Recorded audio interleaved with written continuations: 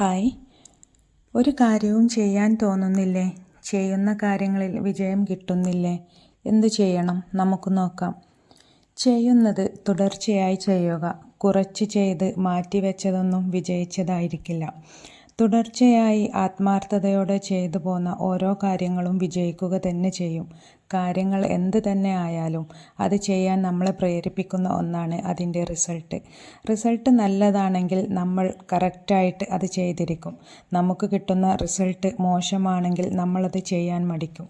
ഉദാഹരണത്തിന്, നിങ്ങളിപ്പോൾ ഡെയിലി നടക്കാൻ പോകാൻ തീരുമാനിക്കുന്നു, അല്ലെങ്കിൽ ജിമ്മിൽ പോയി വർക്കൗട്ട് ചെയ്യാൻ വേണ്ടി തീരുമാനിക്കുന്നു. ഒരു ദിവസം നടന്നു, വർക്കൗട്ട് ചെയ്തു, വെയിറ്റ് നോക്കുന്നു, ഇന്നലത്തെ അതേ തൂക്കമാണ്.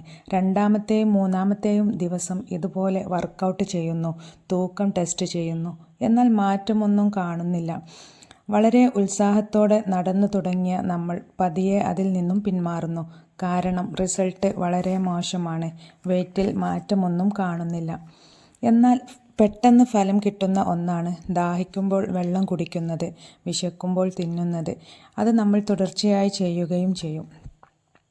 ഇവിടെ ഒരാൾ നടക്കാൻ തുടങ്ങി 2-3 ആഴ്ച അല്ലെങ്കിൽ ഒരു മാസം കഴിഞ്ഞായിരിക്കും അയാൾക്ക് ബോഡി വെയ്റ്റിൽ വ്യത്യാസങ്ങൾ കാണാൻ തുടങ്ങുന്നത്. അതിന് നമുക്ക് ക്ഷമ വേണം. ക്ഷമയോടെ തുടർച്ചയായി ചെയ്തുകൊണ്ടിരിക്കണം. ഇവിടെ റിസൾട്ട് വളരെ സാവധാനമാണ്. നമ്മൾ കുഞ്ഞു കുഞ്ഞു ലക്ഷ്യങ്ങൾ മുന്നോട്ട് വെക്കണം. പെട്ടെന്നൊരു ദിവസം വലിയ ലക്ഷ്യം കേന്ദ്രീകരിച്ച് പോയിൻ്റ് ചെയ്താൽ അത് അച്ചീവ് ചെയ്യാൻ സാധിക്കില്ല. അത് സാധിക്കാതെ വരുമ്പോൾ നിരാശയായിരിക്കും ഫലം. അതിന് പകരം കുഞ്ഞു കുഞ്ഞു ലക്ഷ്യങ്ങൾ കണ്ട് അതിന് പരിശ്രമിച്ച് മുന്നോട്ട് കരുക്കൾ നീക്കണം.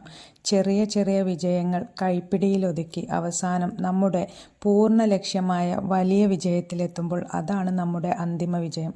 അതിന് നിർബന്ധമായും വേണ്ട ഒന്നാണ് കൺസിസ്റ്റൻസി അഥവാ സ്ഥിരത.